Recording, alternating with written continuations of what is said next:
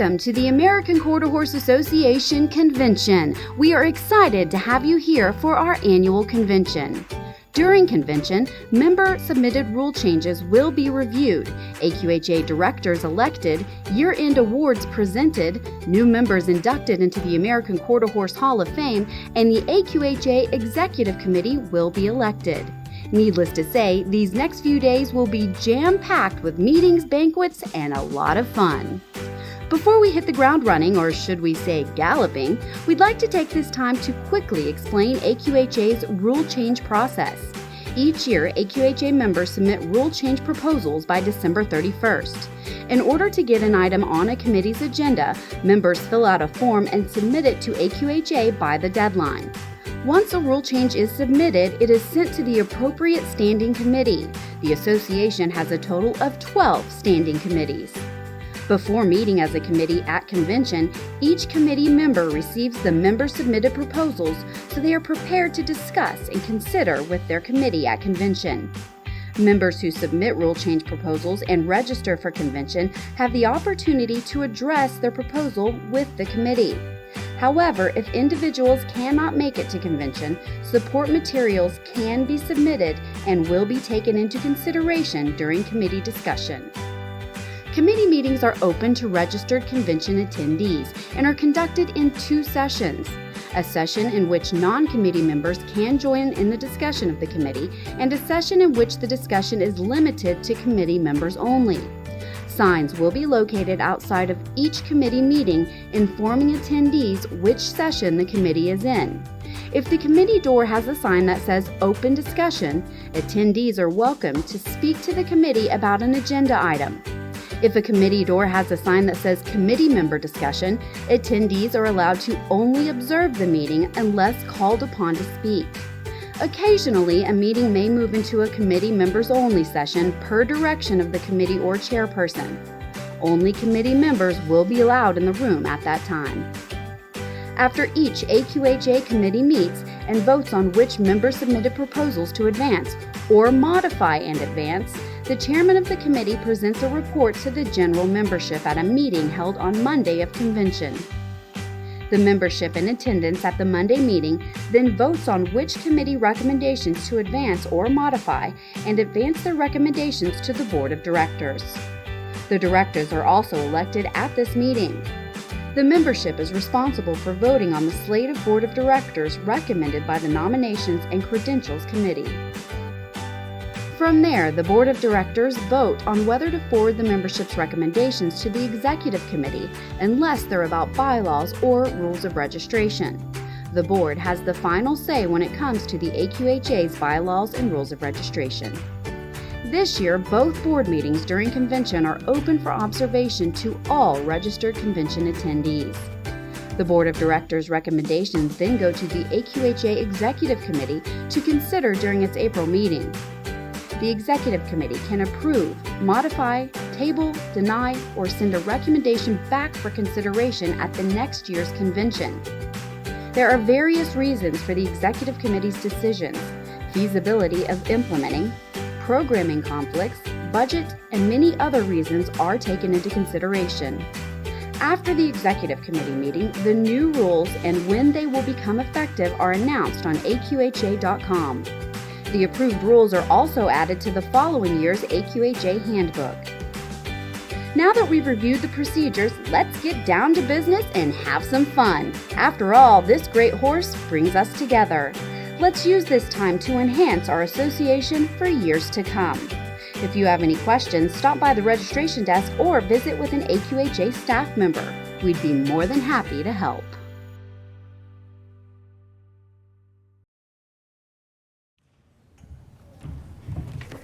Wow, I think I could watch them draw that all day. Great job, guys. Well, welcome. Welcome to the 2017 AQHA annual membership meeting. And this is the second year we've held this town hall meeting where we tee up hard-hitting issues, some of our challenges of our industry. It's maybe perhaps some innovations that we might want to consider, and that's what we're about to do here this afternoon. I want to thank you all for being here and for participating in the governance of our great organization. we have tremendous experts here this afternoon. And so what we'd like to do is engage you, the audience, with our panelists up here throughout the afternoon. There are 3 major subject matters that we're going to tackle. The first one this afternoon is the outcome and the potential of our youth organization and what other equine youth organizations are doing to either enhance, stabilize, or grow their organizations, and what potential partnerships might be made so we can go tackle the issue of what we see to be a downturn in youth activity across America. We're also going to talk about politics. We're going to talk about what's happening in Washington, D.C., and Julie Broadway will be with us, the new Executive Vice President of the American Horse Council, to talk to us about those issues. And then a kind of an innovation discussion this afternoon. We'll bring some folks up to talk about the prospects of microchipping. You know, we've identified horses a lot of different ways for over 100 years. Color markings, you know, we look at brands, of course, lip tattoos. There's been a lot of different ways in which we've identified the horse back to pedigree. But what about new technology? Is there something that we might be able to look at into the future which will enhance our exhibitor experience, maybe protect our horse, create biosecurity measures? There's a whole host of topics that we're going to talk about with regard to microchipping. Before we get into that, though, it's my privilege and pleasure to introduce to you your president, Ms. Sandy Arledge.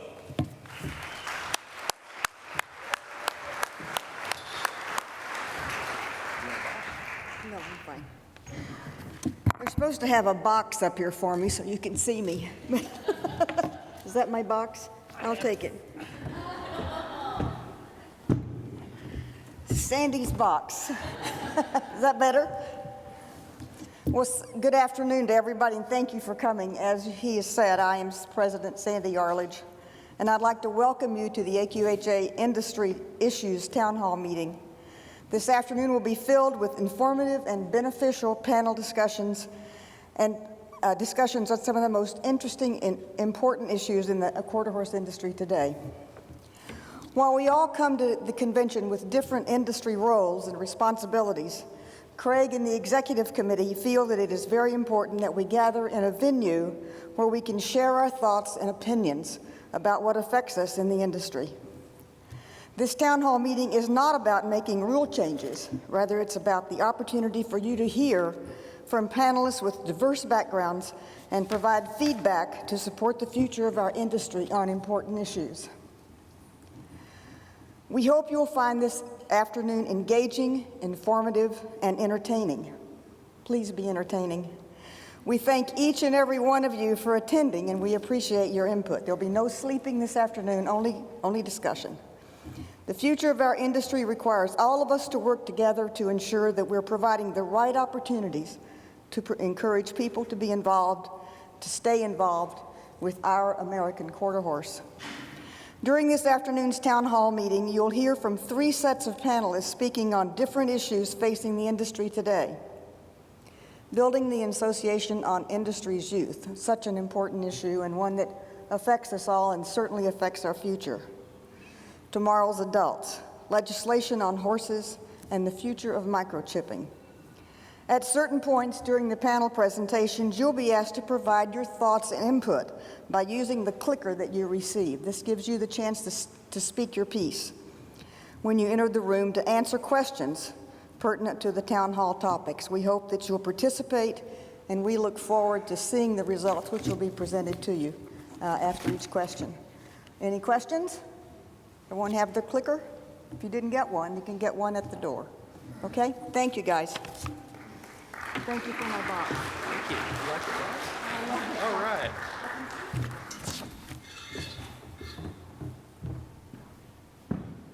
All right, we got to move Sandy's box. Boy, she's taller than me, and that's scary. Boy, I tell you. Well, again, welcome. I would like to introduce some folks to come forward for the youth panel. And of course, what I want to tee up for you here this morning is that since 2008, since the big economic decline, we've seen about a 22% decrease in youth membership at AQHA, and we talked about this quite a bit last year. It's a major issue. If you look across all of athletics, there was a 2015 article in Sports Illustrated that showed, other than maybe one sport, soccer, all other sports are in decline in terms of youth numbers. What the reason is behind that, I think we need to discover. Today we have with us Chris Boleman, Dr. Boleman with 4-H Leadership Program here in the state of Texas. I'm going to ask you to come on up, Chris. We also have Roxane Durant from the Interscholastic Equestrian Association. We have Brock Murphy, president of AQHYA with us, and Austin White from the National High School Rodeo Association. And so these folks are going to kind of give us a perspective of what's going on in their world. We're all in the same world, equestrian world, but what's going on in their world? This time I'd like to ask a couple of fine ladies that we've just brought on staff here this year to come forward. If I could get both JC and Katie, come on up. I want to talk to you about who these ladies are and why we decided to bring them on board with the AQHA. First of all, Katie Reynolds has been involved in the equestrian world for quite some time. She worked with the American Arabian Association and their youth department for quite a while before going to the San Antonio Livestock Show and Rodeo. Her experience there at San Antonio is what really got my interest in trying to recruit her to AQHA, because what they were seeing at San Antonio was this decline in show activity, particularly in the youth area. And they got to the point where they actually canceled the quarter horse show. And so they brought Katie in, and Katie began to do focus groups in the Texas area, region, to try to find out what kids are interested in, what their parents are interested in involving them in. And so she reinvented the San Antonio Livestock Show equine experience, bringing in those things they wanted, whether it was rodeo, whether it was skill-a-thon, whether it was young horse development, and of course over a short period of time, the numbers grew back. And this year they had a tremendous outcome at San Antonio. We were happy to get Katie Reynolds on board. She moved to Amarillo with her family. She just recently had a newborn. We're thrilled about that. And so we now have a new member of the quarter horse family, and she brought with her her children Helen, Wesley, and Owen, along with her husband Joey, and we're just tickled to have her in Amarillo. The young lady to her left is JC Bradford. JC is a Texas Tech graduate. We hired her away from Oklahoma State University, where she had been working on a communication master's program. She recruited youth to Oklahoma State University. She was involved in the communication with youth at Oklahoma State University. She has roots in Texas 4-H. In fact, her father is a county extension agent in the Panhandle. So what we attempted to do is find two really talented, high-energy folks that love kids and that we can work with to attack this challenge of trying to bring youth back into our industry, and we all know that's our future. So with that, I'm going to turn the microphone over to Katie. Thank you. Thank you, Craig. No pressure, though, right? Well, I'm so thrilled and honored and humbled to be here to talk to you about this today. Craig's right.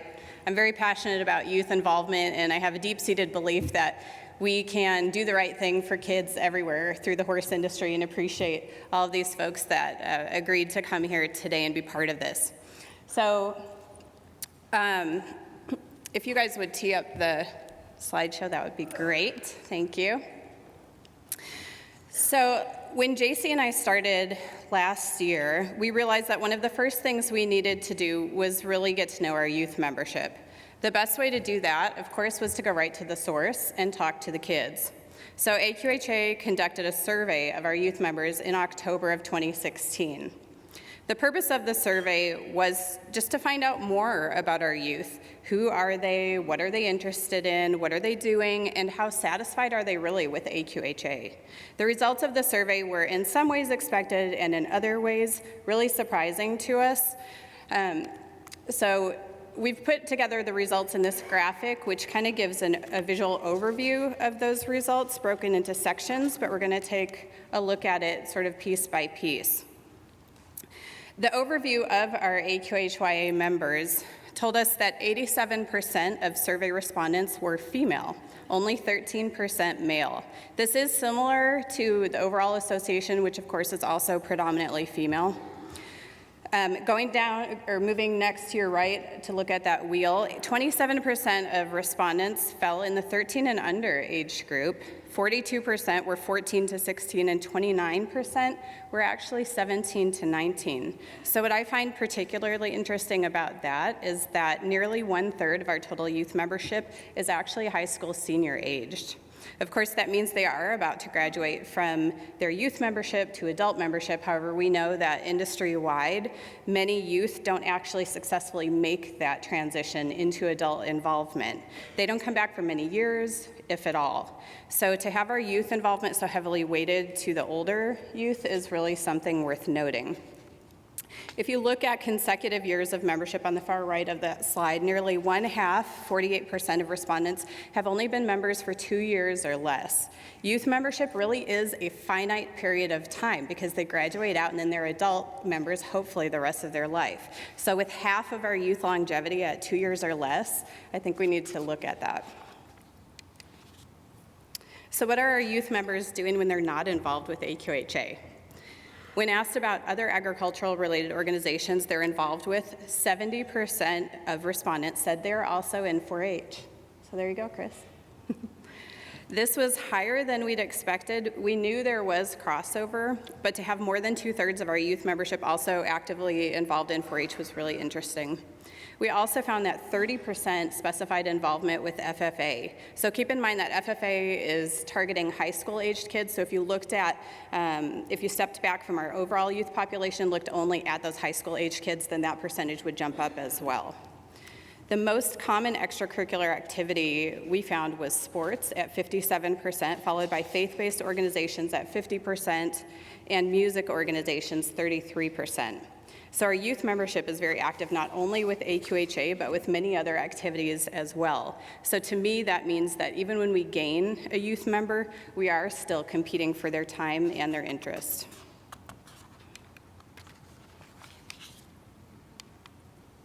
Okay, of course we asked them about their horse background. With the ability to select unlimited choices here, we found that 72% of respondents compete in horse shows. That's not necessarily AQHA shows, just shows in general.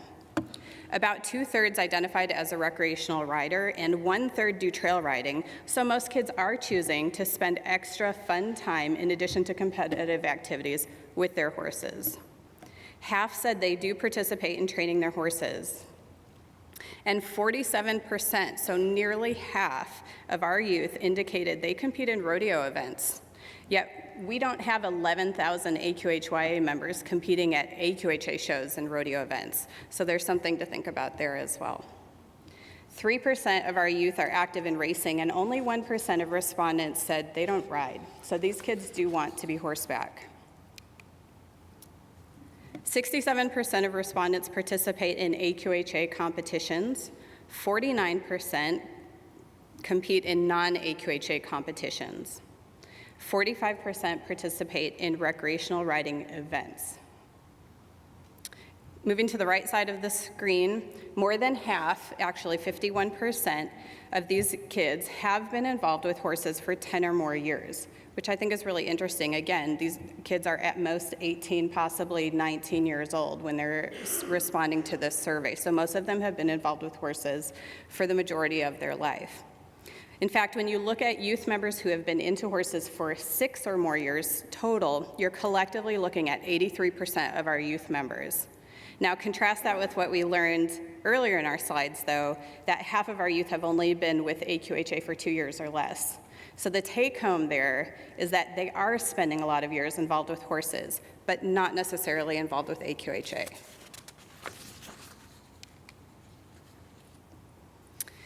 Instead of developing our own theories about what our youth members might want, we went ahead and just asked them. When looking at the most important member benefits ranked by order of importance, 78% ranked scholarships as very important. That was followed most closely by shows and educational resources. In fact, high-quality shows, meeting people, scholarships, and industry information were the most commonly typed answers to the question, what are the advantages of belonging to AQHYA? Some other highlights we thought were important to note as well when we talk about serving this youth population. 10% of our youth are actually international members. 40% visit AQHA.com less than 10 times per year.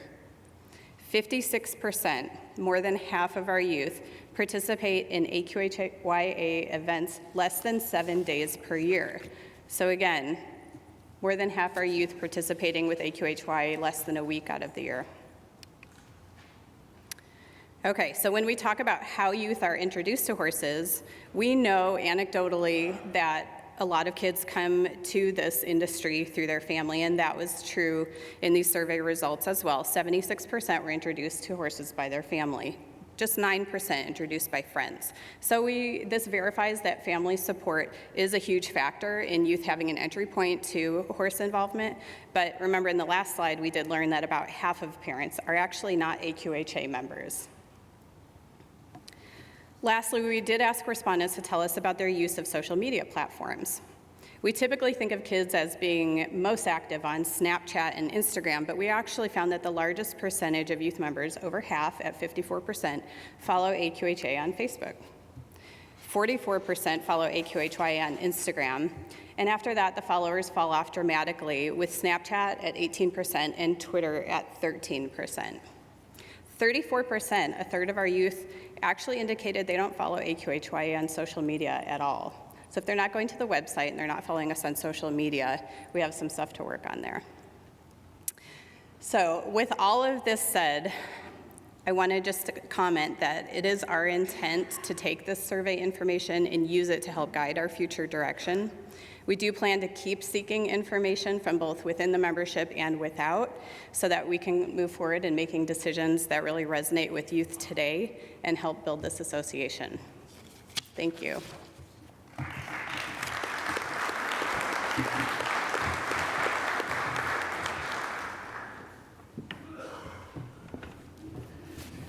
Thank you, Katie. So 78%, 76% of our youth members were introduced to the horse by a family member, and yet 50% of those family members are not AQHA members. So that's opportunity. My antenna went up on that, Dr. Boleman. So at this time, I'd like to introduce to you to the podium Dr. Chris Boleman, and he's the assistant. Actually, he's not the assistant director of 4-H youth development for Texas anymore. He just took a job with the Houston Livestock Show and Rodeo as an executive director. We're thrilled to have him. In his role, though, at 4-H, Dr. Boleman had provided leadership to youth and volunteer programs. This is the largest 4-H program in the world, including over 600,000 youth and 44,000 volunteers across the state of Texas. From 2000 until the fall of 2008, he served as the state-level extension program development specialist, providing leadership to statewide planning, program development, and evaluation. Dr. Boleman also co-coordinated Texas A&M Agriculture Life Extension Services volunteer management initiative that includes over 90,000 volunteers statewide. In 2005, he led a new program focused on adult leadership. This program, entitled Building Connections, Community Leadership, was a partnership between several extension units and departments in an effort to teach community adult leadership, something we might want to look at. Dr. Boleman has published over 80 manuscripts within research publications, extension pubs, and literature on leadership, volunteerism, and youth development. Help me in welcoming to the podium Dr. Chris Boleman. You bet. Today is actually the last day I'm serving as the Texas 4-H Youth Development Program Director after 9 years. So I've kind of been looking forward to this day, but also it's a little bit with mixed emotions, no doubt, as my wife and I close one part of this career and move on to the Houston Livestock Show and Rodeo on Monday. So anyway, it's great to be with you guys. The Horse Project is very important to Texas 4-H, and so I thought I'd start by just kind of giving the big picture of 4-H and the challenges we face as a youth development organization. And it's very similar to some of the things that's already been mentioned in the PowerPoints with your needs assessments already happened. There's two numbers I like to talk about when I talk about Texas 4-H. One is 600,000 youth. That's how many we reach every year through different programming efforts across the state. But the number that's more important to me that we've worked on over the last 9 years in my role in this position, or almost 9 years, is the club members. Our club members, of that 600,000, about 10,000 of those are club members. And those are very important. That 60,000, which also leads the nation in terms of club enrollment, is very important because that's the one where the kids really invest. They invest money, they invest a significant amount of their time, and it's a choice. And so some of the bigger numbers that you see from us, we're in the classroom doing curriculum enrichment and outreach programming, but the 60,000 means they're a part of a club enrollment. So just big picture-wise, as we think about Texas 4-H, I'm happy to say that for the fourth year in a row, our club enrollment is actually up just a bit. We've kind of grown from about 52,000 to 60,000 over the last 4 years. And that's significant because 4 years ago, we did implement a 4-H participation fee, $20 per year for each member. And so we lost some enrollment at that time because people didn't think we were worth $20. So it's taken us about 4 years. What I've learned in this business, this type of business, if you can wait 4 years, nobody knew it was free before then. So if you can make it for that time period, people never knew it was free except a couple calls I get every year, one from my grandmother, but that's another story. Who was also upset that we don't taste at the food show. Y'all did say to entertain, right? Okay, just making sure. Okay. But in order to get to that growth from the club enrollment side, to be honest, we've had to think very differently. The term I use is adapt. We've adapted our program. There's no doubt about it. The monthly meeting historically associated with 4-H that starts in September and ends in the spring doesn't work everywhere. What we've learned is that today's family is much more agile. They're much more movable. They're much more flexible. And what I mean by that is they're in a lot of different activities. We are one piece of those activities. And as a youth organization, if you want them to select one over another, don't be surprised when you lose. And so what we have learned is that they won't just pick us, that they want to be a part of soccer, they want to be a part of football, and they want to be a part of 4-H. And some of our rules over time has dictated that you got to pick one or the other, and that was a big move for us, a big move to adapt our program. We have 4-H clubs that meet all year long, just like traditionally, but we also have 4-H clubs that meet for 3 months, but they meet much more often. And so we've definitely seen those trends. Our biggest issue is probably very similar to yours. In Texas, about 60% of the kids live in about 15 of the 254 counties. Most of those are highly urban, and you don't see a goat or a steer or a horse in their backyard. They can't. It just doesn't happen. So we've had to think about our future programming efforts and what that looks like. The other big thing for us that is very, very much in line with what I've heard in the presentation today, I'm watching my clock to make sure I don't go long, is that the term we use is first generation 4-H'er.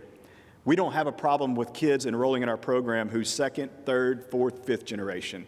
Our problem is getting kids that don't have a background with 4-H or their family doesn't. I saw the same thing on your slides that just posted. And what happens is people that come to us multi-generational, they want the 4-H experience they had. Well, one, the further you remove from it, the better you think it actually was. And number two, it's not going to look like it did 20 years ago because changes happen. So we face that. What's hot in 4-H in terms of projects?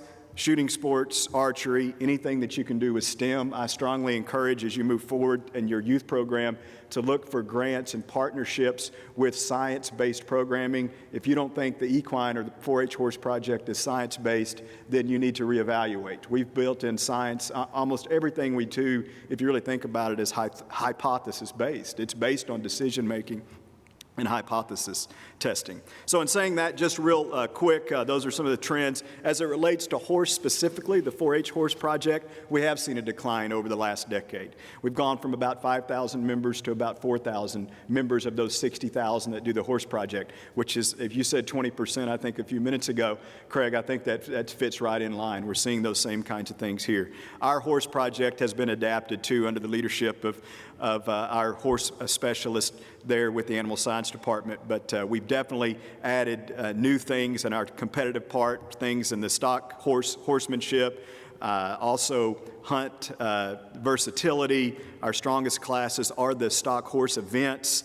We've also gone to more division-based programming for juniors, intermediates, and seniors, so we've split up some categories so kids can participate in more of their age group. And so we see that those are trends that we see for us. What I'd close with is the horse project and 4-H. The horse project within 4-H and 4-H have a number of things in common. And what I'd say is, as we start new initiatives, our biggest challenge is what tends to happen is everybody loves them, but we're really just providing new opportunities for the kids that we have. The biggest challenge is to get, and the reason we implement these new things is actually to bring new kids in. But the challenge that we see and we talk about daily in our office for the horse project, for livestock projects, for foods and nutrition, clothing, whatever the projects are, is how do we not just shift who we already have into these new areas, but how do we bring new kids to the table? So those are the things, I guess, big picture-wise that I would start with. Cool? Thank you.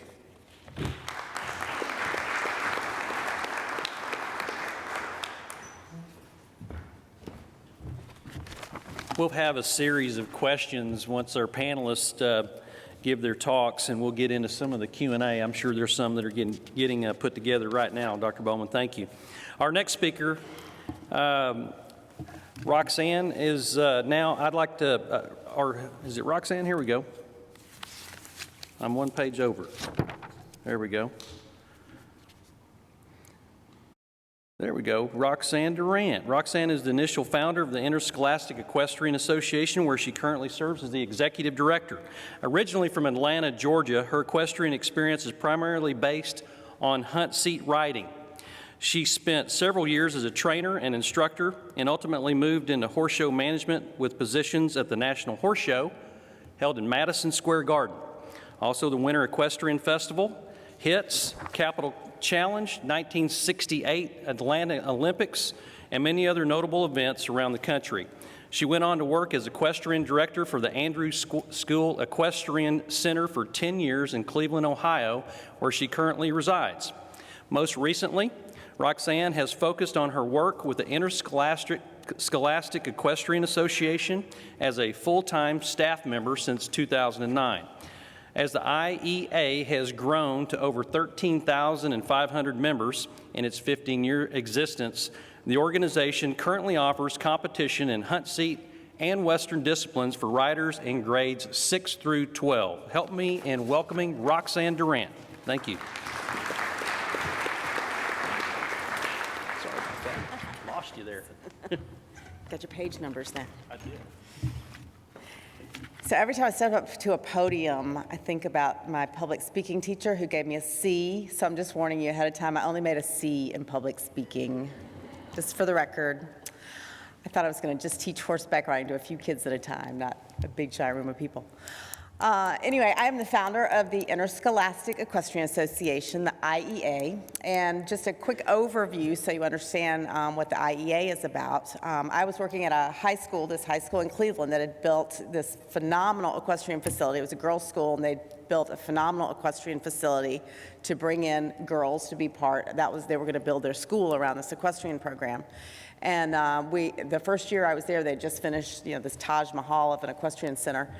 And I was hired as an equestrian director then, and I came in and started teaching the kids and realized there was a real disconnect between kids riding in middle school and high school and then riding in college. So although there were very big and popular programs that were very inexpensive or even fully covered by the school in college programs, the students were very intimidated by that idea of going to the college format, which was draw-based. So it seemed immediately obvious to me that we needed to teach our high school kids, we're college prep, we better prep them in the equestrian world for this draw-based format. So what you'll see, in the AQHA or NCEA, all of the collegiate-based formats are draw-based. So you go to a host school, the school provides a horse, you draw a name out of a hat, and then you hop on and show. So it's a different skill set than owning your own horse and competing it week after week and kind of knowing what's coming from day to day. So you better be able to ride every horse of your ability level in the barn, the short one, the tall one, the fast one, the slow one. It's a different skill set. So so our number one goal was to make sure that our students felt comfortable staying involved from high school to college. And if we could keep them involved from high school into college, and they're going to stay and riding on a team through college, chances are pretty good, certainly better than they were before, that they'll keep riding afterwards. So the idea of keeping that, trying to cover up that gap that we had from high school to college was one of our main goals, as well as preparing the students to be better students and give them more opportunities when they got to college. So we created this draw-based format similar to the collegiate programs, completely based on what they were doing. We worked in conjunction with them to create it and with their blessing, because we wanted to create a feeder program from them. And if we could be sending 10,000 kids up their way, they would be growing as well. So right now we're 15 years old, and this is our big anniversary year. And we started with, I think, about 180 in the first year we had the organization. And the first year that we did a national finals, if you had gone to one horse show and got 1 point, you got to go to national finals. Now we have 13,500 members. We're broken up over 8 zones and about 55 regions. We've had significant growth every year, knocking wood. Hopefully that continues. And for instance, one of the problems we found, we had exponential growth when we first started. And we started in 2002 to 3. And it was right when people they wanted to find a way to ride horses, but the economy was going to a scary place. And so accessibility has really been the key to the IEA success. We have made horseback riding and getting involved in competing accessible to riders who may or may not be able to own a horse. So, and if we can, get that base really broad of people who start and learn how to ride, and maybe they can't afford to own a horse when they're youngsters, but then they grow up and they ride through college, and now they've got a degree, and they can afford it on their own as they get older, and then they bring along their family to ride. So again, we think of ourselves as really a grassroots organization, trying to build, thinking of the equestrian industry as a pyramid, and we're trying to be as broad of a base as possible. And the bigger we make the base, the bigger the top of it's going to be. So that's one of our main goals. We do offer, our competitions are in Hunt Seat and in Western currently. We have probably 10 to 15% are Western riders, and then 75 to 80% are Hunt Seat. So we've got a lot more in the Hunt Seat than we do in the Western, but we also started with the Hunt Seat first. The Hunt Seat really grew up the East Coast, and we're just now starting to sort of spread across the rest of the country into the West, so our Western is just now growing.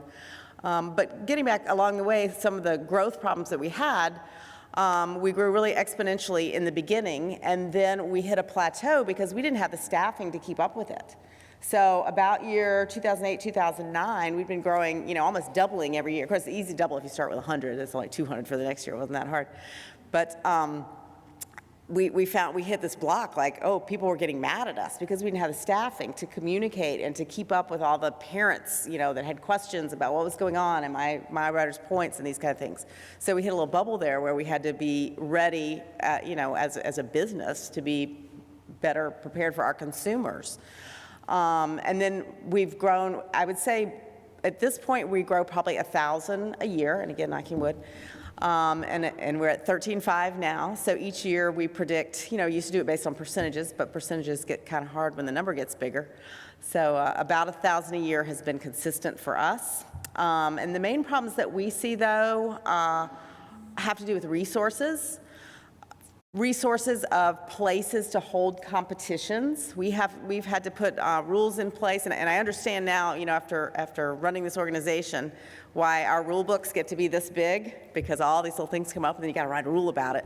So I have a new appreciation for that now. But we realize that along the way, it just gets you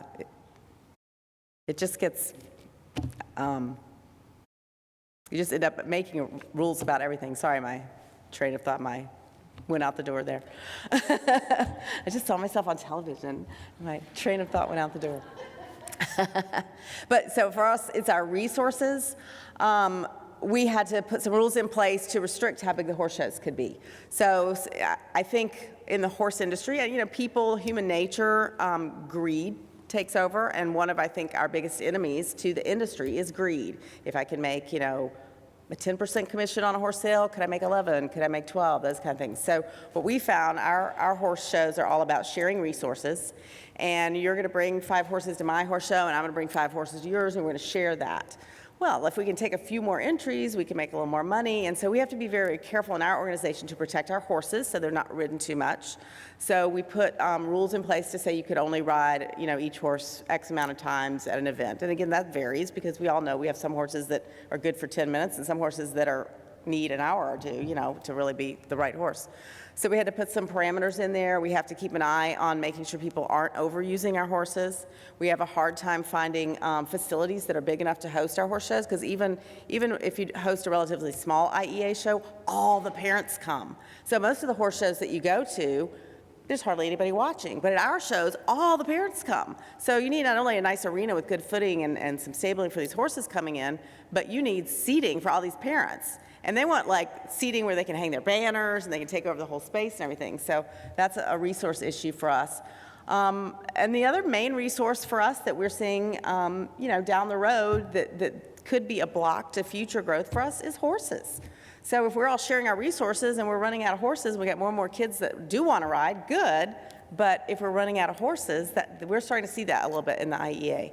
So what I hope to see is that as the IEA is getting bigger and needing more horses, we're going to see a new growth opportunity. And that's going to kick into another piece of the industry economy here of feeding horses down to the IEA pipeline, down to the grassroots pipeline. So maybe taking those show horses that it's time for them to retire and bringing them down to a level where they can do something in IEA, where they've got some step downs on their way to retirement. And I think that's a need in the industry as well. So all along there, I think there are really good overlaps. And here on behalf of the IEA, we always appreciate the chance to collaborate. I think it's really fun. One of my favorite things is to pull apart problems and throw them on the table and let's see if we can put them all back together and make something better of it. So I appreciate the opportunity to be here today and part of this discussion. Thanks.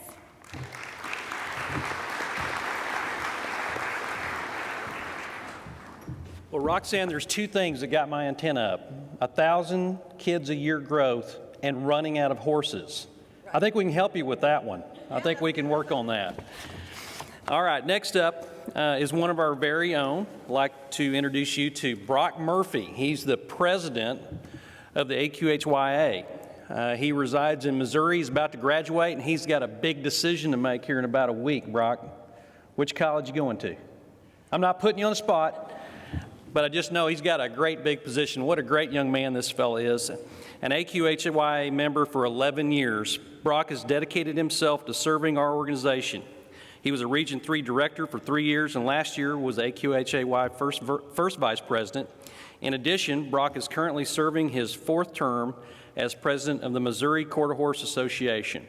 In his role with AQHYA, Brock combines his passion for the American quarter horse with his passion for politics by leading the Public Policy Committee. I've seen him on television. He hangs out with some anchors every now and then. I think you were at the Republican Convention even, Brock. All right. Brock's goal is to educate youth members on the issues affecting our industry in Washington, D.C., so that we can work together to preserve the Western lifestyle we all value so highly. Help me in welcoming Brock Murphy.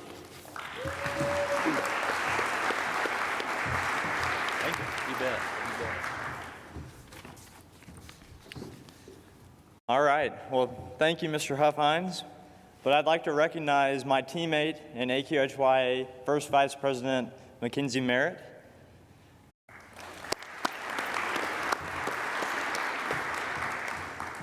Mackenzie is from Lincoln, Nebraska, and will be helping facilitate today's Town Hall Youth discussion. I'm honored to be here today to participate in this important conversation and to share my perspective as a youth member and as the AQHYA president. And I know I speak for the entire AQHYA board when I tell you we want to be a part of building a strong association. But I'd like to start out by talking a little about AQHA's membership trends over the years. As Mr. Huffines mentioned, I've been a member for around 11 years, and in those years I've experienced firsthand AQHA's challenge in engaging youth and growing in membership. Since I first joined, our youth membership has decreased by approximately 25%. 10 years ago, AQHYA membership totaled more than 31,000 members. But today, we have approximately 23,000 members. But 23,000 is still a big number, and I can tell you we're super proud to have 23,000 members. But the fact that it's shrinking could mean a lot of things for AQHA's future. I know that eventually it could translate to fewer foals on the ground, fewer shows, and fewer people who share their sense of belonging with other horse people. But I don't think that has to be our future, though. Together, I believe we can achieve our shared vision of a growing membership with a voice to benefit the entire horse industry. Mackenzie and I, with the rest of our board, decided early on that our main focus would be outreach. And actually, Reach Out is the youth theme for the entire year. And we're approaching it with a different emphasis each quarter, and these include inspire, excite, impact, and grow. And we think these sub-themes all work together to give AQHYA a vision and a way to connect with people everywhere through sharing those who inspired us, by motivating people and getting them excited about everything that this association has to offer, by making an impact in our communities and in AQHA, and by inviting others to be a part of our AQHA family. A perfect example of living that theme has been the Outreach Committee. Mackenzie has been busy leading the Outreach Committee in its efforts to personally reach out to other equine-related organizations. We've extended invitations to their youth membership and their leadership to attend the Youth Excellence Seminar this July in Amarillo, Texas. We plan to hold discussion, much like this town hall discussion, to learn more about each other, but to also learn how we can work together to make AQHYA stronger and also our entire industry stronger.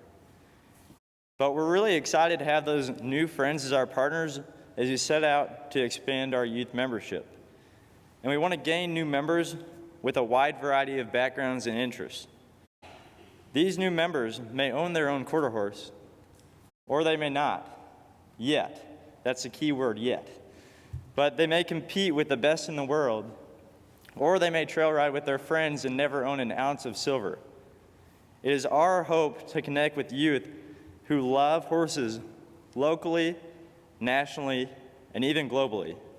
And I believe it's going to be critical to have the help of our adult membership to build a bigger youth membership. But the membership issue isn't just about how many kids hold an AQHA member card, because a strong association doesn't stop when a membership card goes into the mail. To me, membership is about how much members actually do with AQHA. And I know from my own experience that there is so much opportunity to learn and to compete and to lead with AQHYA. Yet we know that youth membership, by the youth membership survey, that there are a lot of kids in those 23,000 who are not choosing to be active in AQHA and who may not even know about what we have to offer. We do know that these youth want scholarships and accessible competition, along with educational resources and a sense of community. We already have so much of that to offer within AQHA, and we want to make sure kids everywhere are welcomed into the AQHA family and find their passion as a youth member, be it leadership, recreational riding, horsemanship, judging, shows, or any other avenue. And going back to our current youth membership numbers, we know that a lot of our youth are in their later teenage years. In fact, nearly 1/3 of AQHYA members are typically 17 or older, or high school senior aged. And this means every year we have a large part of our youth membership that are about to graduate and become adult members.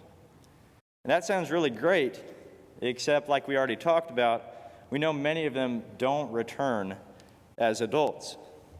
So an important question is, how do we keep these youth members with AQHA as they launch into adulthood? What can AQHA do to give them a reason to stay as an adult, whether or not they have a horse or they choose to show? I believe keeping these young adults is important to consider when we think about building an association for tomorrow. Information from the youth membership survey Katie shared will continue to be used. It will help make choices on marketing efforts and provide guidance for the direction of future programs. It may even challenge us to think differently about some of our very own viewpoints. And we recognize that building a strong community takes time, but as today's kids and tomorrow's adults, we're eager to help build a strong future for this association. Thank you.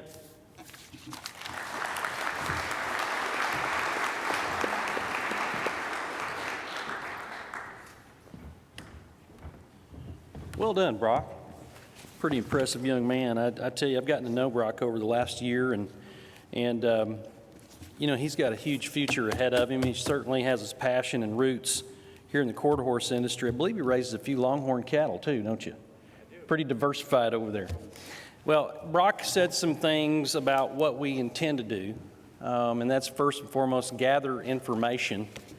But a lot of this information is coming from organizations that are not necessarily a part of AQHA, and our next guest will hopefully elaborate on that. We have with us Austin White. Austin is Vice President of Marketing at the National High School Rodeo Association. Austin is responsible for the marketing and sponsorship efforts at over 1,800 rodeos a year taking place in the United States, Canada, and Australia. This includes the two largest rodeos in the world, the National Junior High Finals Rodeo and the National High School Finals Rodeo. Austin is a graduate of Western Carolina University. Upon completion of college, Austin started a career with U.S. Smokeless Tobacco. You had to give that up.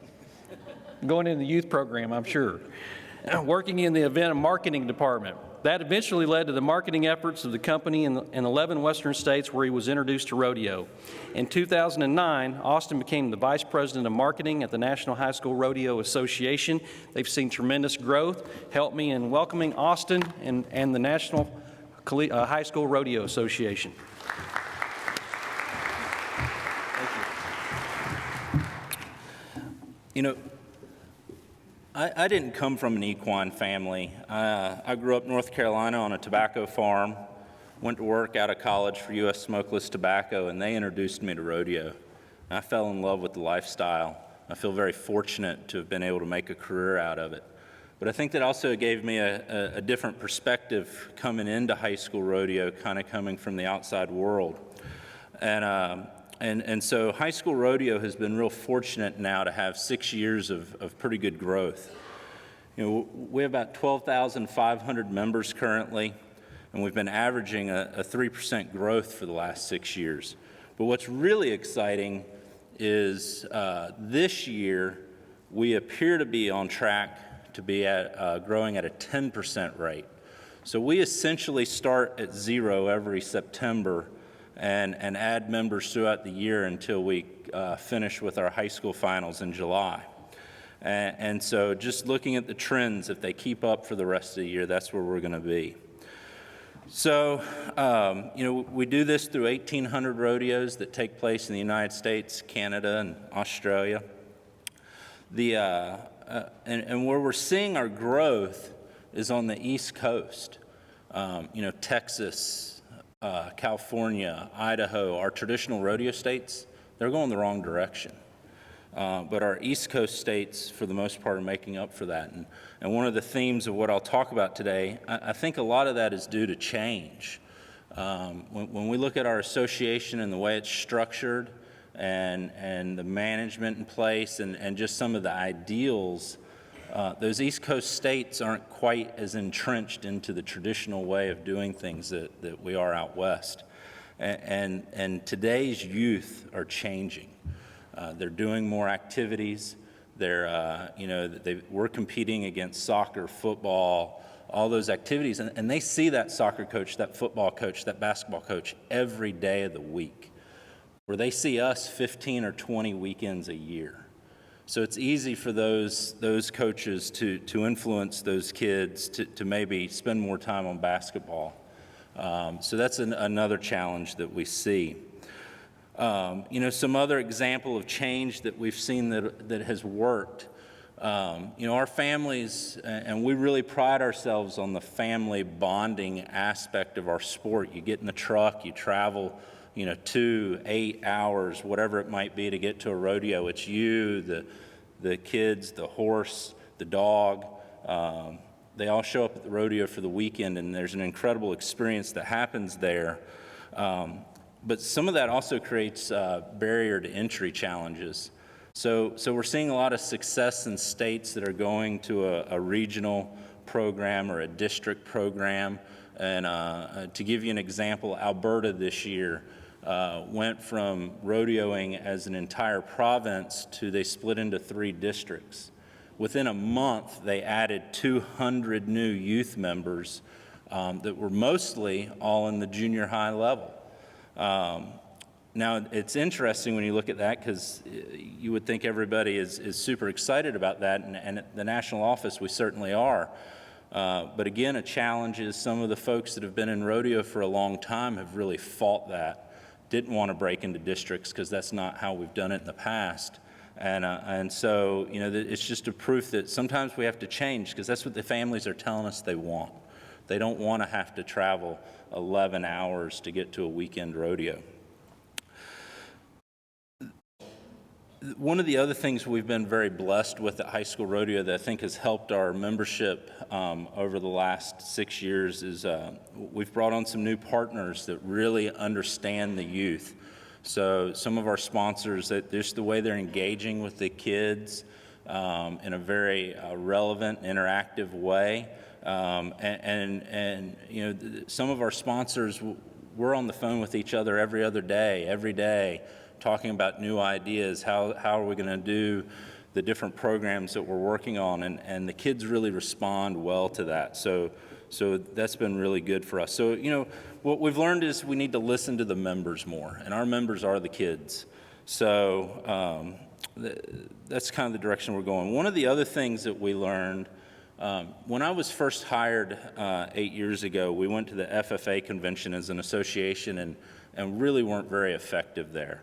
And we took a few years off while we reinvented some other programs, and we started going back 3 years ago.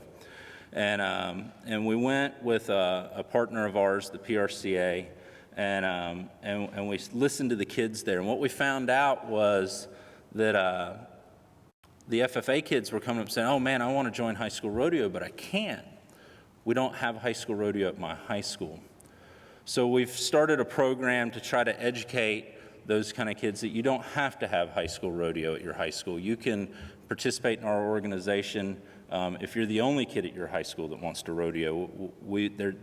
There's avenues and ways and just the way we're structured that'll work.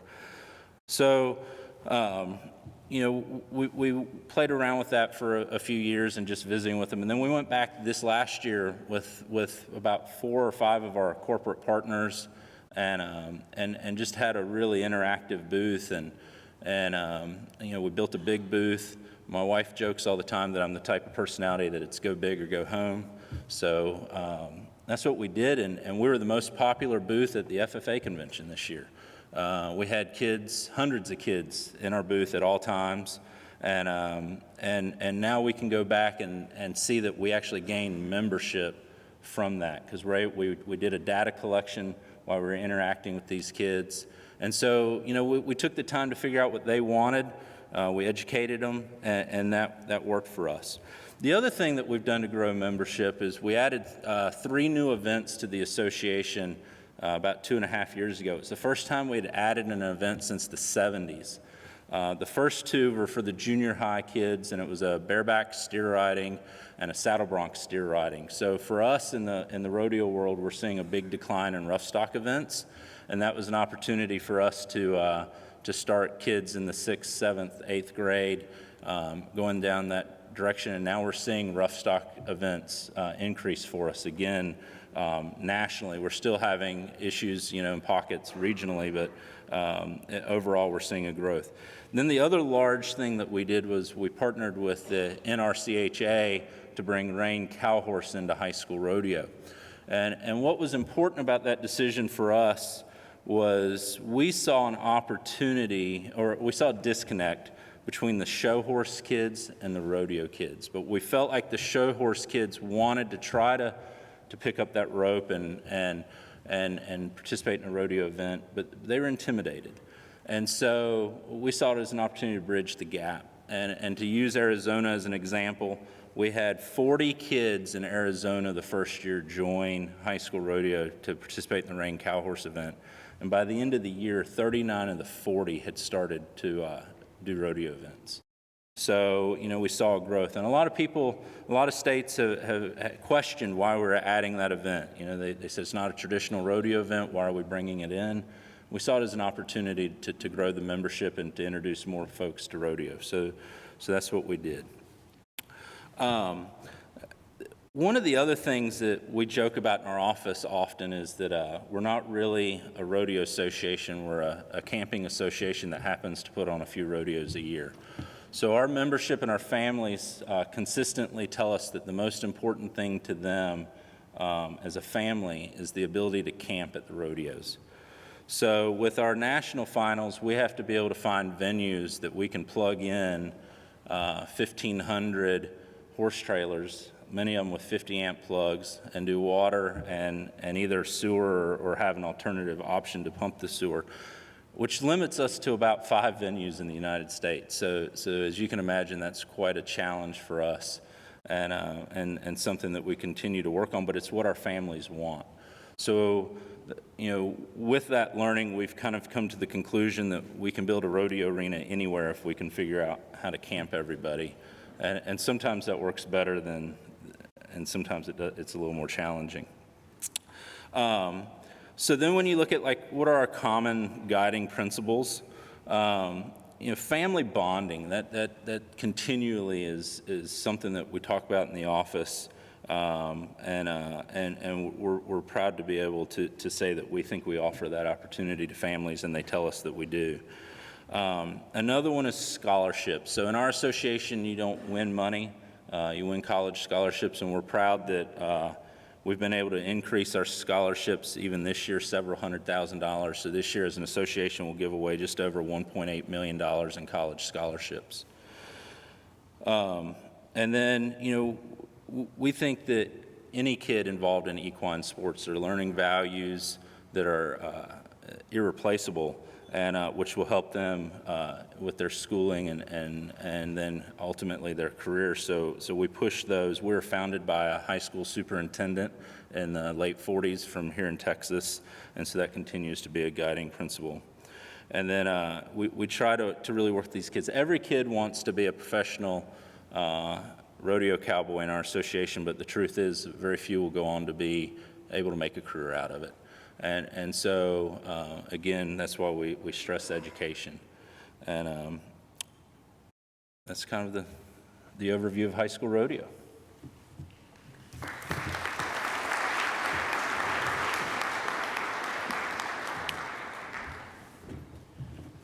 Thank you, Austin. There was about 2 or 3 things there that sounded like ways in which we should all think about engagement. One of them was scholarship, $1.8 million in scholarship money paid out. Camping, family-oriented, finding an environment where families can be together.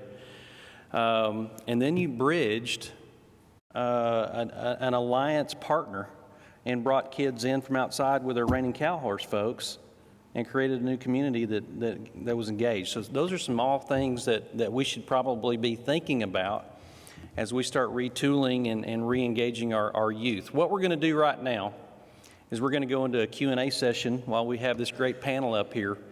Mackenzie Merritt, who's our first vice president of our AQHYA, is with us, and she has cards, I believe, on this side. I think, Trent Taylor, do you have cards? We've got cards over here with Trent. And so if you'd like to fill out a question, When we get to you, you'll just raise your card and we'll ask the question to the panel. But before we get started, get your clickers ready. Tim, we're going to do a little demographic work for practice. So why don't you just pull up that first question for us? Oh, we're going to go to the demographic one as a practice.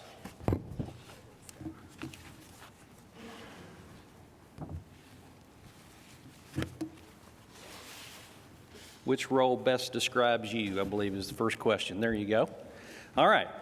So for a little practice here, which role best describes you, A, B, C, D, E, or F, breeder, trainer, owner, allied industry member, media, or other?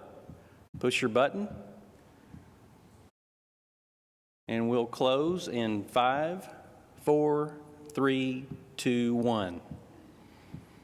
All right, C, most of your owners, 50% owners, 14% breeders, 18% trainers, 6% allied industry member. Got some of our pharmaceutical and corporate sponsor folks in the room.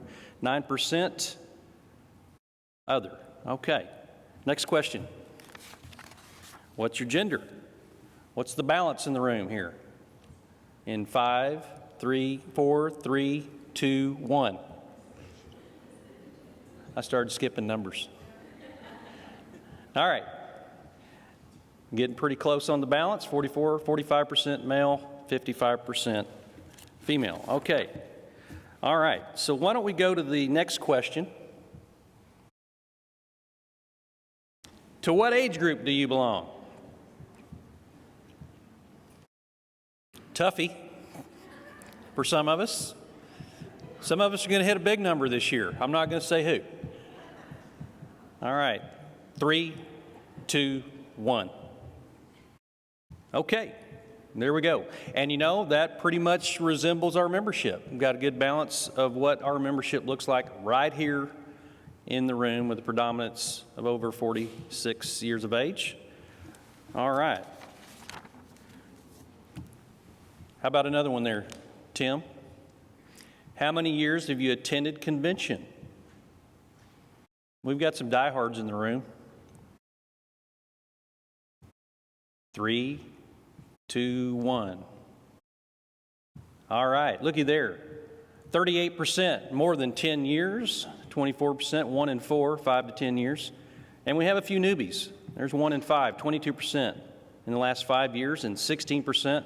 This is your first time. Well, welcome. We want to, hey, how about a round of applause for the first timers here today? There we go. Okay, now let's get into some of our other questions regarding youth. I think we got the hang of it.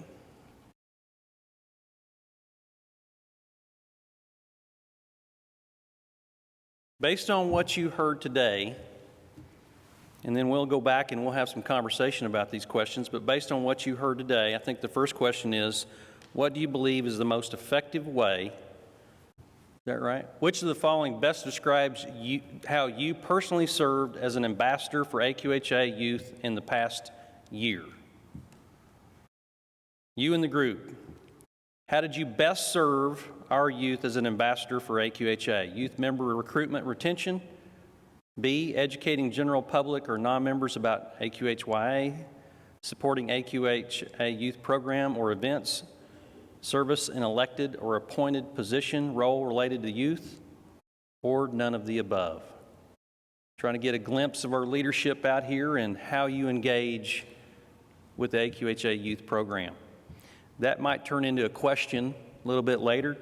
Dr. Boleman and I had a discussion about 3 or 4 weeks ago about the trends in adult leadership as it relates to 4-H. So we might want to tee that one up, Doc. Okay, 3, 2, 1.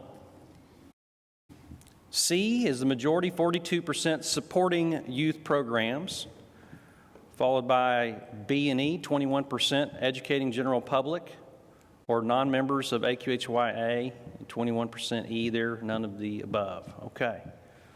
All right.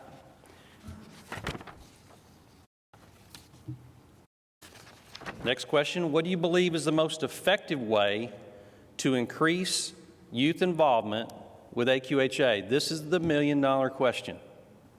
This is what Katie, JC think about every day. Is it A, offer a wider variety of programs and non-showing activities, build more leadership development opportunities, develop more educational opportunities, provide more opportunities for competition, or remove barriers such as cost, horse ownership requirements, something that IEA has worked on.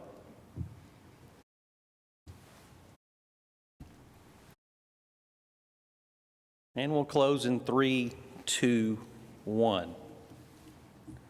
E, remove barriers such as cost, horse ownership requirements.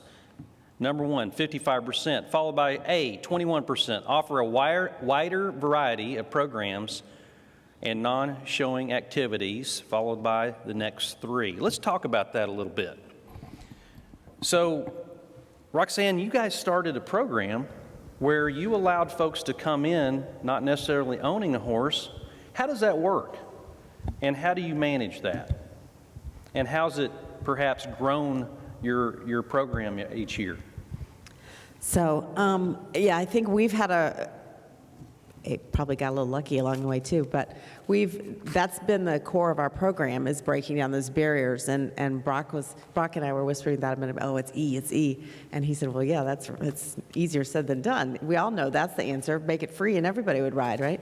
So I think, though, what we did, it's about sharing resources is what the key to our program is sharing resources, is that, we have 10 riders, but I only have 5 horses, but you have 5 horses, so all 10 can ride if we put our horses together. And the community piece, so making it a community piece, sharing our resources, and getting as many people together to provide opportunities as possible. Like just one person providing opportunities isn't that great of an effect, but if everybody can provide a little bit and come up with creative ways to get people into horses. And like how many people in this room came from zillions of dollars and could buy whatever horse you want? I don't know. I didn't. I had to feed the horses in the morning. I had to work at the barn so I could do this. This is a labor of love. So most of the people that really get involved and stay involved get involved because they love it. So if we can get them involved and find opportunities for them to do something in the sport, I think that if they've got that in their heart, they're going to stay involved. So being creative. And what percentage of the young people that are showing are in that type of a program where they're borrowing a horse? Have you been able to calculate that? Well, our program is fully based on borrowing horses. All of it is? Yes, so you do not need to own a horse or bring a horse to a competition. It is based on the fact that each team will have a pool of horses. So if you've learned to ride somewhere, you are riding something. So everybody has a pool of horses at home, but each individual rider does not have to provide a horse. So, in looking at barriers, the barrier kind of thing, it's providing opportunities for borrowing a horse, leasing a horse, maybe not being so strict in the rules of owner-rider, which, some classes and some competitions are and some aren't, but some opening up some of those to more creative ideas might be a solution too. So, Dr. Boleman, one of the things that in one of our previous questions was with regard to leadership, adult leadership in particular, because we all know without a good, strong leadership at the county level, it's difficult to keep your clubs going, right? Talk to us a little bit about what you've been experiencing over the last few years in 4-H leadership. I'd start by saying, Craig, that most kids participate in 4-H at the local level. They really don't go anywhere else. If you really look at the numbers and participation trends in 4-H in any project, about 80% of kids are never going to leave the county with their project experience. And we spend a lot of time, I would argue, we spend way too much time focusing on the 20% that are. And because of that, what we've seen over time and some of the things we've been working on over time is ensuring that there's a quality local experience happening. Because if there's not a quality local experience happening, even if they go to a district or regional or state event in 4-H, they won't get what they need because they weren't trained right locally. At the same time, I thought that question, from the outside looking in, some of you thought that question was easy, and based on your response, you clearly thought it was. I thought it was difficult from where I sit, because we tend to focus on the competitive side of things versus the educational programming side of things. We have more and more folks that come on board to volunteer with us. The primary reason they come on board and volunteer with us is because they're a parent. The highest percentage of volunteers in our program is because they're parents. And they're parents because they want the best for their child. Whereas if you look at historical data in youth organizations, you see what I call more of a career volunteer, someone that has been around for a long time and they feel a lot of intrinsic value of working with kids and seeing them grow. You see more extrinsic kinds of things happening now. The competition may be driving some of that. Some of us mentioned that, I think, in our comments. However, without the competition, you got nothing. And matter of fact, what I typically say is this is all a big trick with young people. None of us actually, or at least I don't go out and recruit and say, come to 4-H because we're here to learn responsibility and life skills and decision making. No one's coming. You come in and you say, because you have a great vehicle. The vehicle is a horse, the vehicle is a foods and nutrition project, the vehicle is a goat, whatever the case may be. And then in the end, they've learned something, right? And so in saying that, I do think at times we're not doing a good enough job of identifying the right volunteers to lead the program. We take what we can get, and we have like probably all other organizations, there's also over the last decade, there's been a ton of changes in terms of child protection, child safety. I could lecture you all day about how universities have changed because of Penn State and other things. So a lot of that changes us, and actually people we've placed too many barriers in place, but it is to protect the child. So in saying that, the long-term volunteer that has been there for us over time is being replaced, again, as I talked earlier, with a nimble, more flexible parent that's also working. Both parents are working, and so that has changed some things too. And so they're in for a shorter term experience, give me what I need, and with the end result of a competition, we spend a lot of time talking to them about, no, this is an educational program, and helping them along the way. Oh, and by the way, we have an event at the end because of that. So I don't know if that answers it, but I said some good stuff. But you're seeing a general change in who that volunteer is. Yeah. And it's a parent, it has 101 things going on during the week. We're busy, we're two-income households, and you have this super mom or this super dad that decides, okay, we're going to take 2 hours out of the week and become that leader. And to add to that, one of the things that we've done in Extension, in AgriLife Extension, and specifically in 4-H, if you'll notice, if you look at our documents on volunteer development over the last 10 years, what you have noticed is a much more prescribed, here's how much time it's going to take you, here's what we need from you, this is your role and responsibility. We actually have how many hours this takes to do well, because people want to know that. They don't want to just get in and think they're there forever. I mean, that's, and it used to be that it was okay. But now we're seeing, okay, if you want me to devote 2 hours a week, Craig, or whatever the case may be, I'll do that. But I want to know going in, what's the expectations? And so absolutely, we've seen a lot of that. You bet. One thing that I am starting to hear ringing true in this group of things that has been working well in the three of our groups that we're talking about at least is family. So family is it's a family-oriented thing in 4-H. It's very family-oriented in IEA. Like I said, we don't have enough room for all the parents to sit there. And you said the camping experience is a big part of the rodeo thing. So making it more of, instead of that idea of a horse show is you send your child off with the trainer and off they go to the horse show, and you see them when they get back on Monday morning, that maybe bringing it back to the family values, the family piece, that life is so busy now. If there's something that brings your family together that you can do together, then that adds value. And I'll just pile on and say one more thing. I also coordinate the after-school youth development initiative at Texas A&M, which is a collaboration among a bunch of after-school professionals. Every time I speak to after-school professionals, they are amazed, and they think our biggest advantage in 4-H, and obviously with what we're talking about here, is the involvement of family. More and more kids don't have that level of engagement of family that we have. They're actually in awe that we have the parental involvement that we have. They're shocked by it because most kids in after-school programs, which is after-school time is where we fit, some could argue that, but I'll say that generally speaking, they're amazed at the amount of time and effort that our parents put into our youth programs. And we do not build on that enough.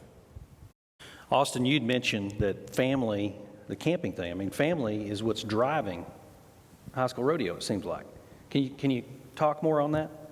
What are you doing to engage that and get more families involved, and what does the environment look like that attracts families?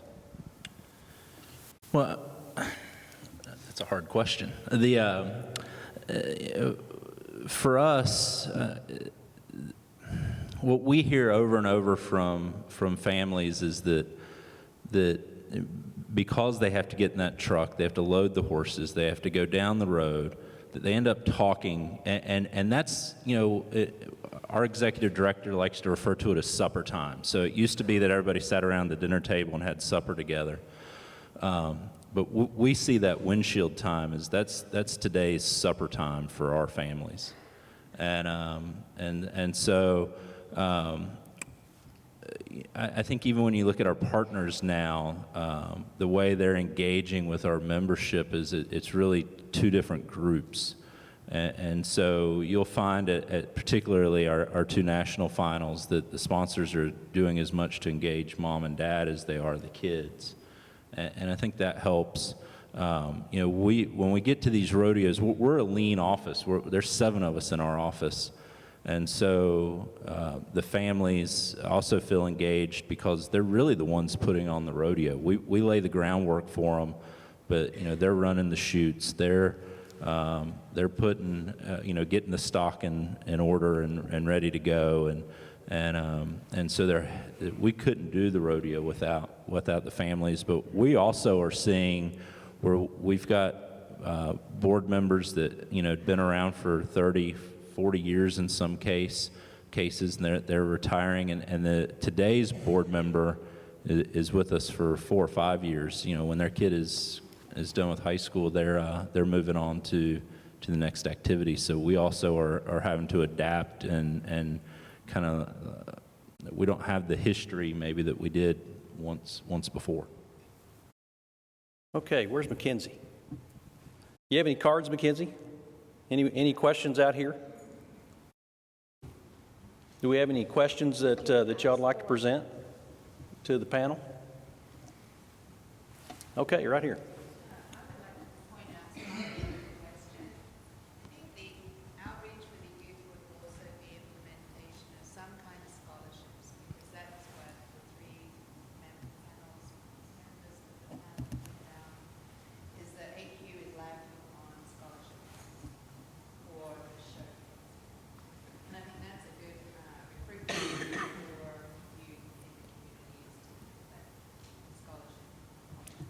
So to paraphrase your comment here, basically you think scholarship is incredibly important in attracting kids. We're getting our kids involved in areas where they can hone their expertise, possibly get some college money. And so scholarship's an area. Why don't we talk a little bit about that? You said 1.8 million in scholarships. What's driving that? So, we've been fortunate to have some really good corporate partners that understand the value of education, and we use that as a tool. And it certainly is very important for us, the scholarships. But like any group, we have so many scholarships at high school rodeo that only one kid will apply for. So, and in some cases, we're begging kids to apply for others. And some of them are $5,000 and $10,000 scholarships. My mom would have beat me over the head if I didn't apply for it. But so it's not the end all to be all. And I'm going to give a great example of just how you kind of have to adapt with modern day youth. So one of our corporate partners would stand at the end of the arena gates at our short go during the junior high and high school finals and hand the kids cash if they were wearing their shirts and their jeans, and the kids didn't care. So the corporate partner came back and said, what if we pay your membership dues? Ironically enough, the membership dues were less than the cash they were giving out before, and the kids went nuts for it. And they're all wearing, during short go, the sponsor's clothing. So go figure. But that's what we've learned is money, for whatever reason, with the millennial generation doesn't mean what it meant to my generation or your generation. I don't know why that is. I can't explain it. But I know when I was their age, a couple $100 cash meant a lot more to me than paying my member dues. But to this generation, that's what they care about. So you kind of have to find what means a lot to them, and while the scholarships are important, they're not going to do it by themselves. So basically,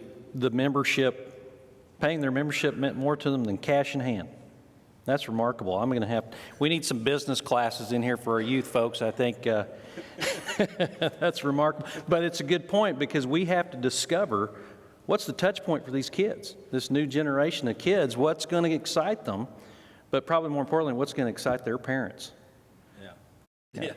I mean, again, that's where we have to educate mom and dad better too, because I'm sure they're happy that their member dues are getting paid, but I would think that cash might mean more in some cases. Dr. Boleman, I mean, scholarship is a big driver for 4-H and for FFA. What's your opinion on that, and do you see that as a continued driver maybe for our equestrian programs? Mm-hmm. Yeah, I think Texas 4-H, no Texas 4-H, we give over $2 million every year, and we have a ton of partners with the different stock shows and so forth. There's no doubt that it is the ultimate carrot. It is what keeps high school kids enrolled in our program. When you can compare our program to other 4-H programs across the nation, we're the only ones that have a scholarship program, anything like it. They have a hard time holding on to high school-aged young people. They literally leave the program, and so the key, or one of our advantages is the scholarship program. The scholarship program is outstanding, and there is a process for that. Obviously, a lot of it depends on academics as well. And so, but yes, there's no doubt, knowing that those kind of scholars, there's a number of people that will say to me in a grocery store, hey, Chris, you run 4-H, and we want some of those scholarships. I mean, that's definitely a marketing piece that they know about. The other thing that we've seen, though, just to talk about older-aged youth for just a minute, is, and what I think something we've seen that's been very successful in our program, is the side of where a young person that's been in a program for a long time, and the ability to create a system where they get the opportunity to work with other youth. At the end of the day, that's what we hear more than anything, more than the most important thing with today's generation, today's youth, if that's the right term. We hear it over and over and over again. There is this strong commitment to service with this group of young people, more so than what we've seen in generations before, and there's actually research that proves that. We see that all the time, and so if you're in 4-H for 10 years in Texas 4-H, that high school experience may look like the 6th grade experience. So we have worked very, very hard to create a mentorship program, to create a older youth leadership program, and we have seen some just outstanding data from some of our youth ambassador programs of when the kids start to work purposefully with younger people. I mean, we could come up with all kinds of things in here, so I'll keep this simple. The best recruitment you have is young people. That's the best recruitment you have for this program. Young people recruiting other young people to the program. And when you can create a system where older youth are working with younger youth and bringing them along, they become their role models. We've seen it over and over and over again. So in addition to scholarships, which is very important, I know that's what you're asking, Craig, the idea to create a purposeful plan for older youth to work with younger youth, I think you will see numbers grow.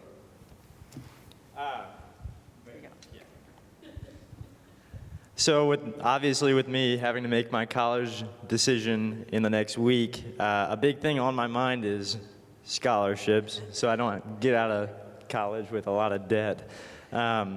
So I guarantee by implementing some sort of scholarship program, I mean, it would spread like a wildfire, and I know we'd get a lot of new people who are kind of in the same boat as me, who don't want to get out of college with a boatload of debt. So, You've taken some business classes, Brock. Proud of you, my man. Thank you. Thank you. So, Brock, you've been very engaged at the local level in the state of Missouri. I know you've been out recruiting. You've talked to kids. Give us an idea of your experience of this, youth recruiting youth, older youth recruiting younger youth. What kind of success have you had with that? I've had the opportunity to speak at FFA chapters, and what I've learned is a lot of the kids don't know about all of the different programs that AQHA has to offer for any level of horse enthusiast. And if you throw on top of that scholarship opportunities, that's really what will send them over the edge and get them more involved in the association. So. Thanks, Brock. We're going to go to another question. You bet, right here. I'd like to ask the panel, we talked about the competition with sporting events, and I guess I'm experiencing that with grandkids. I've got 7 grandkids, trying to get them involved in horses, and they're playing baseball and football, and then they get on competitive leagues. Is there some way, do we just walk away from that competition, or is there some way, innovative way of allowing kids to get involved in 2 different types, either sporting events and horses both? Well, I've got a little sister, and she's really good at basketball. And what I've come to notice is nowadays they want you playing that sport year-round if you're good at it. And I guess I wasn't that great at it, but I feel like I said, nowadays, if you're not doing it year-round, then you won't play. We were talking about this at lunch today, too. Actually, what we found in the IEA is we have a significant drop-off from 8th to 9th grade. So lots of riders, and they're very enthusiastic when they're 5th graders and they finally get to join. We don't start till 6th graders. So lots of 6th graders that start up, ride in 6th, 7th, and 8th grade. And then we have a big drop-off point in 8th grade. And what we see is that, in middle school, they are trying out lots of different things. And then when it's time to go to high school, you pick one. What's your thing? You got to pick your thing, which is a shame on one level that you don't get to keep trying lots of things, and you can to some extent. But it's definitely a trend that step from 8th to 9th grade is like, now get serious and pick your thing. So the other thing, and I'm not sure, we still haven't quite figured this one out, but the other thing we see in IEA is we see a drop-off from 11th to 12th grade, which is funny. We'll see kids who come through from 6th grade all the way up to 11th, and then their senior year don't participate. And we're looking at that like, is that just us? Maybe we need one more upper level of competition that's a little tougher. Maybe they feel like they've outgrown us. But we do see drop off at the 11th to 12th grade break too. We've definitely all gone through this. There's so many choices for young people. I think that there's a lot of trends that show decrease in kids doing different things. Actually, I don't believe that. I believe there's more opportunities, so it gets more spread out. I think, so there may be a slight decrease in soccer, but it's because they're playing lacrosse or whatever the case may be. And so the idea, and we've had many debates about this inside our conference room. The idea of, because we have people on different sides of this equation, but the idea that we force kids into one or to pick, that's a losing battle in 2017. Just the fact to make them pick will upset them.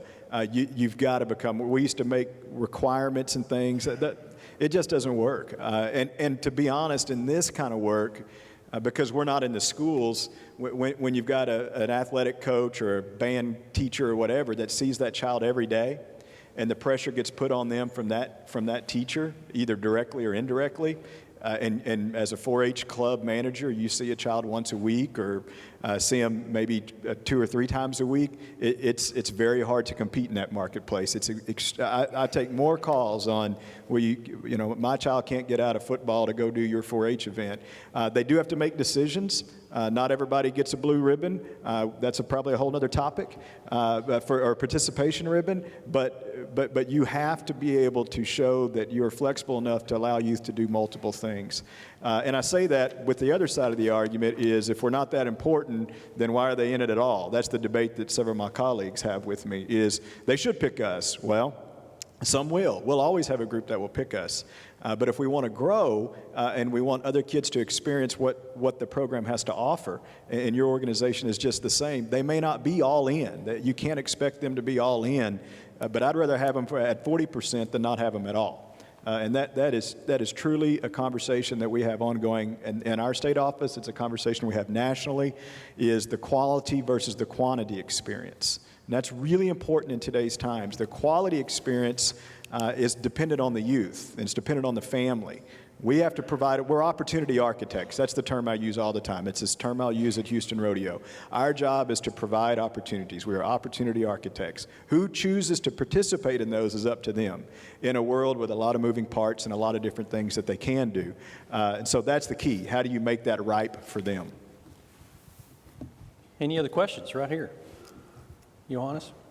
I'll direct my question to the lady on the panel.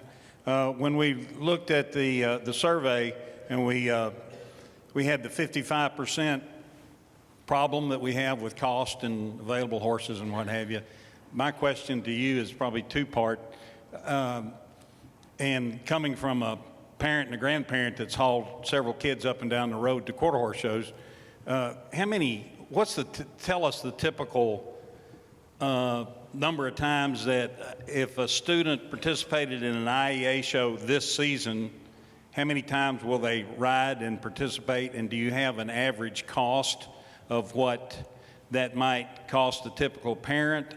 And I keep thinking, do we need to be sharing a little bit more with some of these other sports? I think I have an idea that they don't go to IEA shows as much as they do the quarter horse circuit. And but I'd like for you to share that with the group. Yes, yes.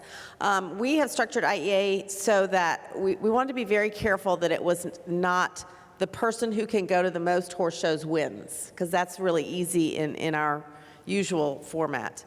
So ours is structured so that in the regular season, one individual member can only do 5 horse shows. So now if you have a team of 30 kids, you're not going to get all 30 into every horse show. So as a coach, you're going to have to go to several horse shows. But each individual rider can only do 5. So it does allow them to be involved in other sports and other things. Within those 5, then they meet an average number of points that will automatically qualify them to go to a postseason final. So if you hit that bar in 2 or 3, well, you'd have to do at least 3 shows to hit that minimum bar of, and it depends on where you live, but between 15 and 18 points. Everybody who gets between 15 and 18 points gets to go to a finals event. So that's been a big carrot for us, you know, that they want to go to those finals events. That's a buzz thing in the IEA, that you qualified and you got there. So regionals, they qualified to the regionals. From regionals, then it's a tight funnel. Only the top couple from each regional show goes on to zones, and from then on to nationals. But we put together a financial aid package, and we give out 20 to 30 full financial aid packages every year, and we've mapped it out that the cost of participating in IEA for a year, and this includes 2 lessons a week. Now it's at a pretty low cost. I mean, 2 lessons a month, sorry. So like 1 every other week, at a low cost of $25 a lesson, and including your entry fees at the horse shows. Our entry fees are all capped at $45, and that includes the horse. It costs, to go all the way through the finals events, $1,900 a year to go through a whole season of IEA. Now that doesn't really cover your travel cost, but it would cover your entries, the use of the horse, which is included, and your lessons at home. Now in that package, it also does assume that the coach would be donating, you know, their part of the time. So that's the unknown. Whatever the coaches want to charge, that's up to them. But the actual cost of competing in IEA for the year is $1,900, and that does include about $450 in travel stipend also. So Roxane, are a lot of these young people novice, or what's the breakdown of experience? Yes, we have 4 levels of experience in the IEA, and again, we have hunt seat and western. So in the hunt seat, we start with a beginner level, which is walk, track, canter only, no jumping. The next level up is novice, which is, again, flat work and includes cross rail jumping. From there, we go to intermediate, which is 2-foot jumps, and then, you know, we have a list of tests that, you know, as you get better and better in the flat work, you start working without stirrups and doing more advanced parts. And then the most upper level is the open in the hunt seat, and they jump 2'6". In the Western, we offer horsemanship and reining classes, and the beginner and the novice levels do just horsemanship classes, and again, ability levels based on their background experience as well as their ability to perform, a list of tests.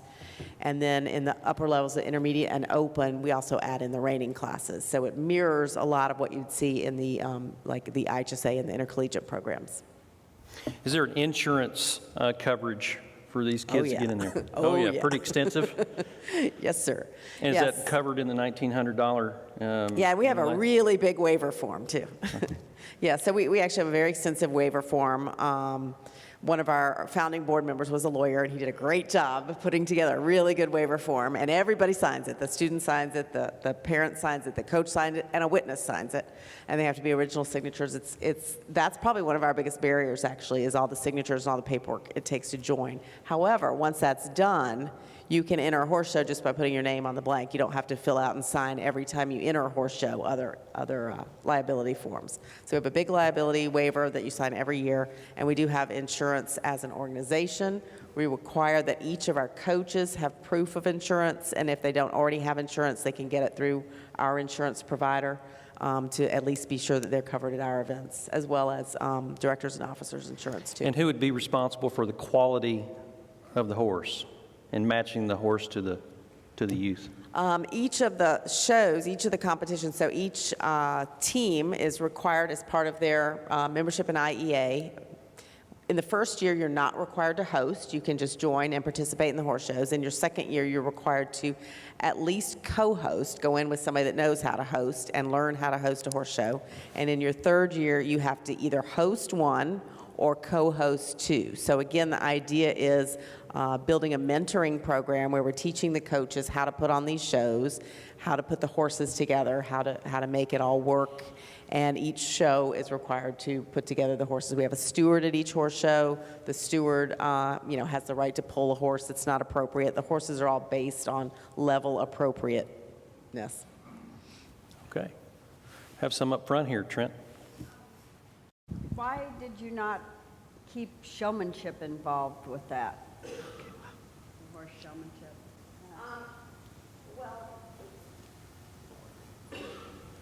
This one here?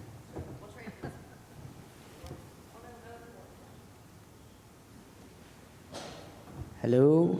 There, okay. There we go. I'm having a lot of technical difficulties today. Showmanship, we were just feeding directly into the intercollegiate programs and what they were offering. And so we went exactly with, taking what IHSA was doing and trying to just bring it down a level. They weren't offering any showmanship, and we haven't to this point either. Okay. Now you have technical difficulty. That sounds good. Okay, I'd like to switch the hat a little bit. I'm from the recreational riding program. What can we do to engage the youth in our recreational riding program? Not just shows, but the show kids can come and join the program and ride for the hours. And we would like to have more youth in our program. We put on trail rides, we put on trail challenges. We'd like to see more youth in this. We do a trail ride in Eminence, Missouri. Maybe he would like to come join us this year in end of June. But we'd like to get more youth involved. Tell us how we can do that. That's $1 million question. Yeah, off the top of my head, I think, if you can get a couple of them that are sparked and into it, again, I think it's about buzz with the youth. What's the hot thing right now? What's the buzz? So, you've got to get something that ropes them in. There's a lot of marketing, a lot of social media, those things. Why don't you tell us what would buzz the youth to get them started? Well, I think, like I kind of highlighted earlier, the more we reach out to the ag-based kids, the more likely we'll have people take advantage of those types of opportunities. So, like you said, the more social media, the more times we visit FFA chapters, 4-H groups, I think that'll open the door to get more people involved in whatever opportunity they want to get involved with. Austin, you have one? I think as an industry, we have to tell our story better. I don't think as an industry we're very good at telling our story. And, you know, social media nowadays, I think, is a pretty invaluable tool. I personally am terrible at social media. I never put anything on my accounts.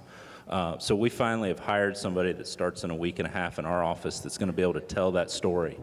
And we see that as one of the biggest opportunities to engage the membership. When we put something on social media that resonates with the group, it spreads like wildfire.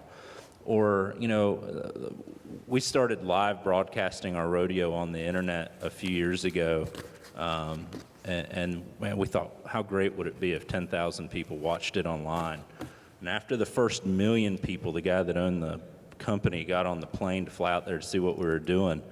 And so we found that our group, particularly, you know, the grandparents and the aunts and the uncles and the other extended family members, you know, they can't travel to the event. That's a pretty important thing to them. And for us at the rodeos, especially when you're talking about venues that are in the middle of Wyoming, that becomes quite the challenge to have the tech equipment to be able to make that happen. And as soon as we drop a broadcast now, we'll get 100 phone calls to the rodeo office within 5 minutes, and the poor girl that works in the rodeo office doesn't even know what to tell them, because half the time that's how we find out that we lost internet. So I think we have to do a better job telling our story. And I think not only is that going to help us with membership and getting more youth involved, but I think it also helps us with a piece that I know you guys are going to talk about later today, and that's the animal welfare piece of it. Because I think that when you do searches for equine activities on the internet, a lot of what you get is a pretty negative message that people are seeing. So if we can do a better job telling our story, and it's a pretty darn good story to tell, I think it helps at least give a fair mix of what people that aren't even interested in getting involved in equine sports will see. Well said, Austin. Well said. We're going to break here for just a moment, but before we do, there's one final question. My question, I have just the opposite problem where I am than what's been said so far, of trying to recruit kids to join the youth association. And I'm talking to a 9th grader that ropes, and he won $25,000 last year in a truck. And I'm trying to convince him to go pay an entry fee to get points on his horse. And he looks at me like I'm crazy. And that is what I need, is talking points to these kids. And I understand the scholarship. But why do I tell this kid that's making a lot of money rodeoing, and girls, how do I get them into the fold? How do I get them to join? That's the question I need. That's a fabulous question, and one that staff has been trying to hone in on as well. And that could go for barrel racing industry, team roping industry, you know, these alliance group industries where most of those people are riding a quarter horse, but they're not members of AQHA because they have a different culture, a different community, and they're riding for different reasons.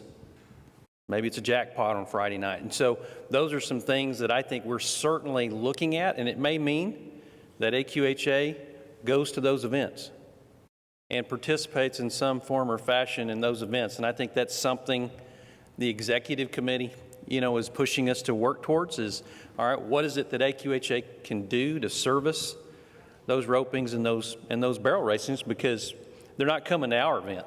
So can we go to theirs and support that? And I think that's a great one to end on. We're going to take about a 10-minute break. While we're doing that, please help me and give a big round of applause for a panel of fabulous folks up here.